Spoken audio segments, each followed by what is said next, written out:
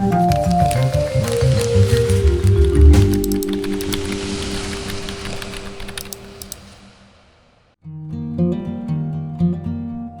дека кариерното советување е од животна важност за младиот човек. Ние половина од нашиот ден минуваме на работа и е многу битно кој ќе биде наш професионален избор, колку тоа ќе не исполнува, колку ќе се реализираме во тој дел. Затоа ја сметам оваа тема за особено значајна.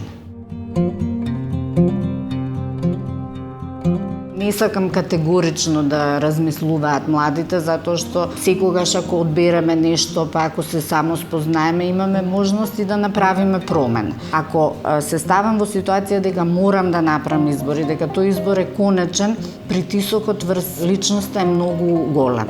Секогаш има можност за промена, има можност за мултидисциплинарност. Мислам дека се менува онаа представа што порано ја имавме, мораш да одбереш една струка и таа струка те дефинира за цел живот. Сега има многу повеќе можности за промени, веќе мислам и науките и струките не се строго одредени во некоја рамка. Се шири полето и на интереси, што од една страна оди во насока на ова дека секогаш има можност за промена, меѓутоа оди во насока и на тоа дека можам да се надоградам и во нешто друго во иднина што ме интересира.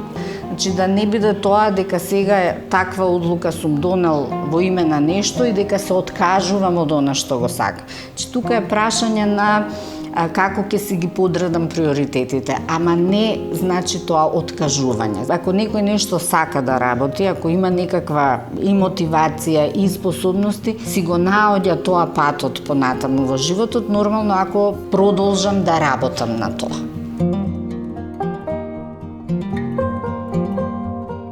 Јас учев електроучилиште, па потоа одбрав да студирам психологија. Во ниеден момент не направив погрешен избор. Туку напротив, постојано ми се потврдува дека сум направила добар избор. Мислам дека е од клучна важност задоволството на работно место, да си ја сакаме работата, да не исполнува и сме тогаш и поуспешни и попродуктивни. Па јас би им порачала да се консултираат со значајни луѓе од нивниот живот.